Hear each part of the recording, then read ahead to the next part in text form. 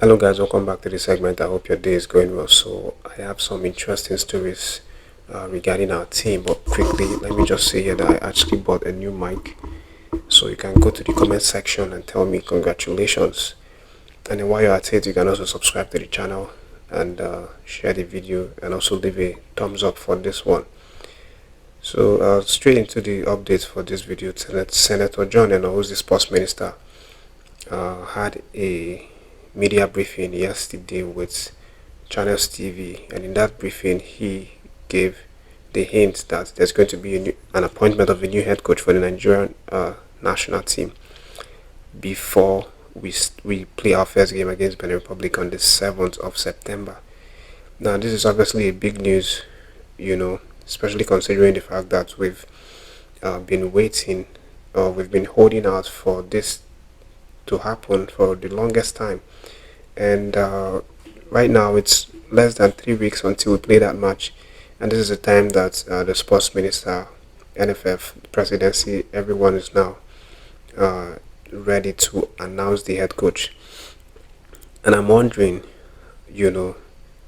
aside from the fans who are also very angry and livid with the situation, for having to wait for a really long time, the coach that's also going to be appointed is going to have an uphill battle, with this job, because we know how it is. Coaches need time to actually work, with this team.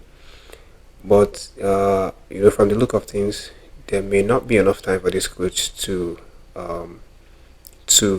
get to know this squad, familiarize himself with everything that he needs to know or do before he plays that first game. So what we are saying is that it's very possible that the coach that they're going to bring may not have the atmosphere or the platform to do well. He may be, in fact, being set up to fail, let me put it like that, because of lack of good preparation leading into his appointment.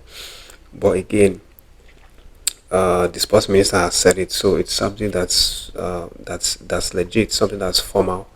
Even though in the last video I talked about NFF having been banned or prohibited from appointing the head coach, as at that period when they wanted to employ Tom Senfeld. But right now, the sports minister, who is also the government, because he is the head of the Ministry of Sports. So his words yesterday means that obviously maybe the ban on NFF to employ a coach has been lifted, so NFF can go ahead and employ a new coach.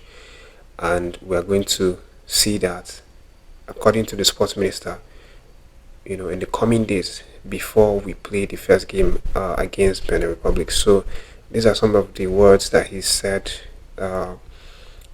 just to give you an idea of how he said it. They said the appointment will be sooner rather than later. That's what I told Channels TV. So this is what's currently happening right now. And about who is going to become the new head coach, of course, we have like two options right now, based on the previous discussions that the NFF had with these coaches. So I think it's going to be between Tom Senfeld and Eric Scheller, because these are the coaches that are, one, they are affordable, and two, they have had good conversations with NFF, regarding the head coach job, especially Tom Senfeld. He's had a really good conversation with them, even stating that money is not really the problem. He's excited to work with such a big, talented team, just like the Super Eagles. So it's very possible that he might be the one that gets the nod to become the new head coach, but we'll see what happens, later in the coming days. But let's move forward into the next update and let you know that Ademola Lookman suffered a very, very bitter loss yesterday in the UEFA Super Cup. Atlanta versus Real Madrid. It was obviously a disappointing game for me. I was really sad. I was angry. I was disappointed. Not in Lookman or in Atlanta, but in the fact that they just didn't have the luck because I watched that game. I watched the first half of that game, and I also watched a little bit of the second half. And in the first period, if you saw that game, you would know that Atlanta completely dominated Real Madrid in terms of possession, in terms of uh, attacking play, in terms of attempts.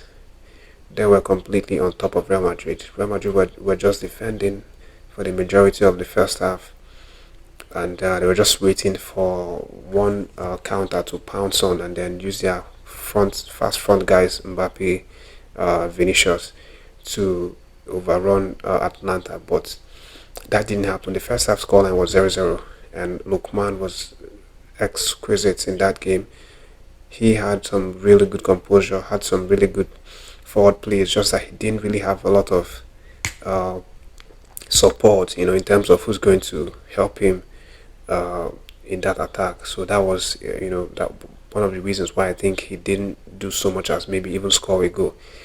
But good one for him, of course. It's not easy to be in that position to play in the Super Cup, because the people that are qualified to play there, or the clubs that are qualified, are the winners of the Champions League and winners of the Europa League. And we know the whole story. Lookman was the man that won the Europa League for Atlanta by scoring 3 goals in the final single-handedly. So it's already a win for the man. So congrats to him, even though they lost that game. But no shaking. He's definitely going to come back strong for that one. And their new season is starting this weekend, so he's going to have a lot of things on his mind, and just look past that one. So let's move straight into the next gist, and let me let you know that Victor Osimhen is still in the update, and as usual concerning uh, transfer situation. And right now there is a man, or let me say a prophet, a Nigerian prophet, who has now prophesied, really, because he said it's a revelation that he was given. So in his revelation now, he has now come out to warn Victor Osimhen not to make that transfer to Chelsea. He has told Victor Osimhen to not go to Chelsea, that if he goes to Chelsea, it's going to be a hell of a time for him, that he's going to not only lose form, lose value, but he's going to regret it, because Chelsea is going to kill his career. That's what this man has warned Victor Osimhen. Now, personally, I'm going to play the video. I'm going to drop the video so you can see. It's been circulating everywhere on social, on X, Twitter. But my own opinion, I have issues with men of God or pastor or imam coming to predict what happens in football or what happens in politics, because most of the times that we've seen this happen, we just end up seeing these so-called men of God putting themselves in shame, disgracing themselves, saying that they saw a certain prophecy, or they saw a certain thing, in the vision or in the dream. So guys, let me just attach the video so you can watch it, and then you let me know what your reactions are for it.